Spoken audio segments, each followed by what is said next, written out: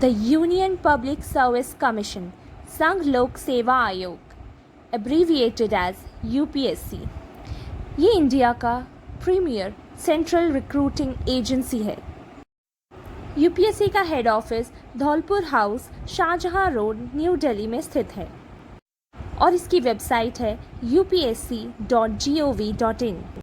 ये कमीशन हमें कॉन्स्टिट्यूशन द्वारा प्रोवाइड की गई है for appointments to the services to the union and all India services. ये कमीशन डायरेक्टली इंडियन प्रेसिडेंट को रिपोर्ट करती है। मैक्सिमम टाइम्स इंडिया की सबसे prestigious examination the civil services examination CSE को, जो कि हमारी नेशन वाइड कम्पिटिटिव एग्जामिनेशन है, उसे कंडक्ट यूपीएससी करती है, लेकिन ये एग्ज़ाम स्टूडेंट्स के बीच यूपीएससी एग्ज़ाम के नाम से ही फेमस है। इस एग्ज़ाम को IAS, IFS, IPS के सिलेक्शंस के लिए स्टूडेंट्स अपेयर करते हैं।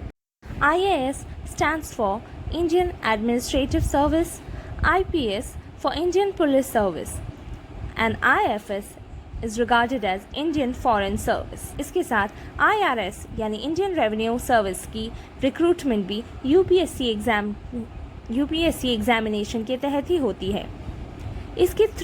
इस एग्जामिनेशन को 3 फेजेस में लिया जाता है। प्रिलिमिनरी, जो कि ऑब्जेक्टिव टाइप क्वेश्चंस है, इसमें पेपर 1 और 2, जनरल स्टडीज़ पेपर 1 जिसमें हमारी हिस्ट्री, पॉलिटी, एनवायरनमेंट, साइंस, ये सारे इकोनॉमिक्स, ये सारे सब्जेक्ट्स शामिल होते हैं, और जनरल स्टडीज़ पेपर 2 जिसमें एनालिटिकल पेपर्स शामिल होते हैं,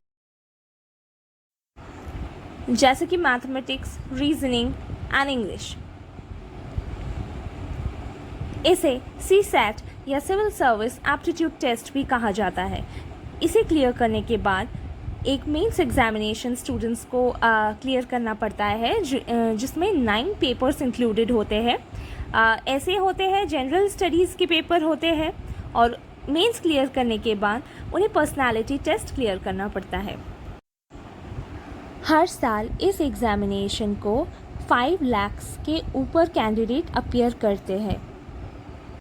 यूपीएससी की सबसे अच्छी बातों में एक बात और भी है कि बैंक्स या अदर बहुत सारी एग्जामिनेशंस की फ़ीस अराउंड आपके 500-600 से भी अबव है, लेकिन यूपीएससी की फ़ीस जनरल मेल कैंडिडेट्स के लिए 100 है, और जो अदर फीमेल कैंडिडेट्स है वो किसी भी कैटेगरी से क्यों ना हो, उनके लिए फ़ी एग्जम्पशन है।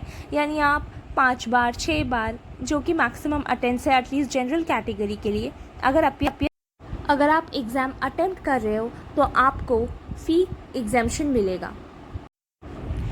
और मेंस क्लियर करने के बाद आता है आपका इंटरव्यू, जिसे कि ऑफिशियली पर्सनालिटी टेस्ट कहा जाता है।